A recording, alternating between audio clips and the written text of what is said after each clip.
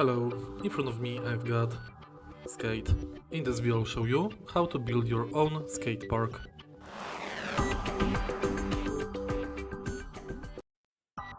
In the beginning, press and hold right D-pad button.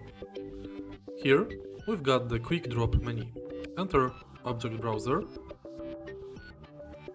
and select object you would like to place.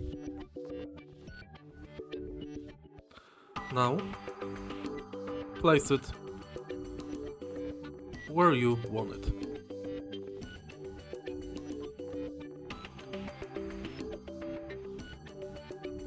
You can duplicate the object,